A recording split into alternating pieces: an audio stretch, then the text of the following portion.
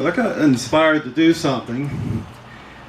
Looking at this in a different light, I've been reading biographies of previous presidents, and mainly to see how were they different, how were they successful. Well, first of all, I've read a couple of biographies about Theodore Roosevelt.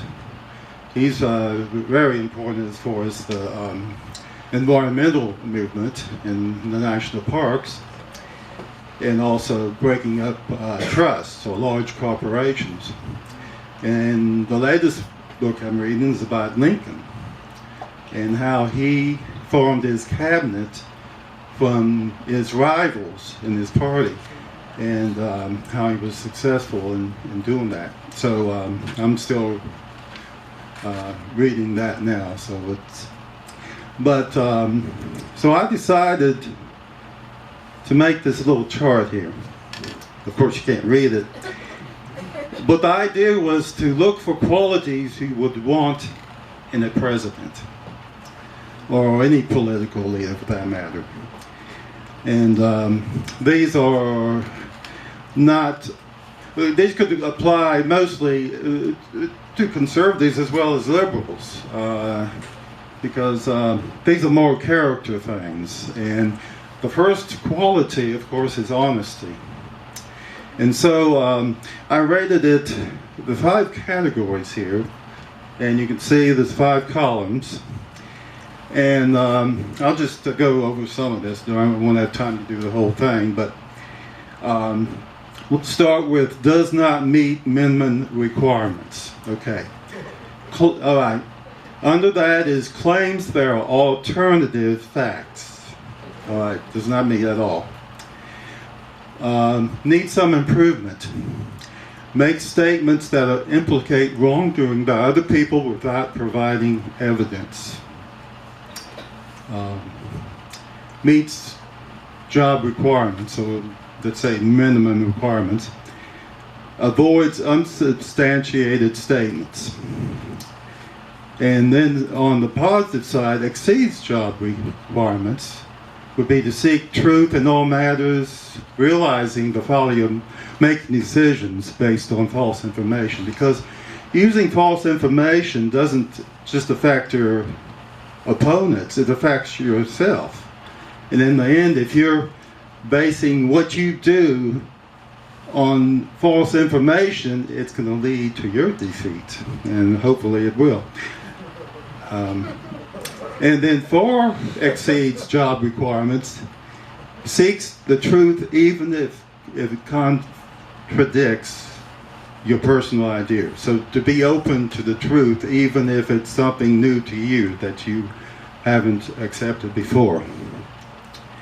Now I'm going to jump down to the end of this because I'm not going to get through it all, but I wanted to say something about the media, because that keeps coming up so often. And the media, well, of course, if you don't meet job requirements, I mean, you, at the very lowest end, you label the media that publish anything critical as enemies of the people, of the country.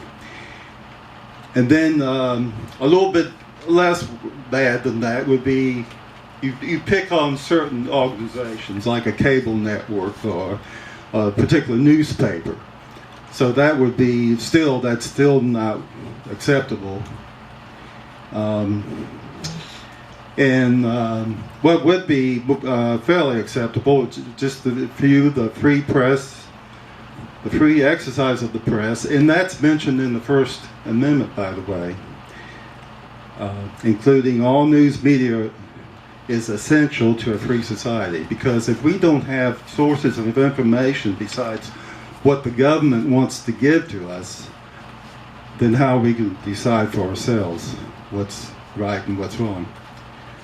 But better than that would be a leader that encourages questions from all members of the media and doesn't put people down if they ask tough questions.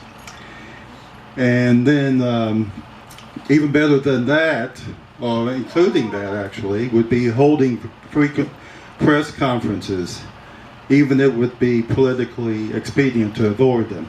And the best example, now I've been around, by the way, for 13 presidents. And that seems like a long time, doesn't it? Yes, I have.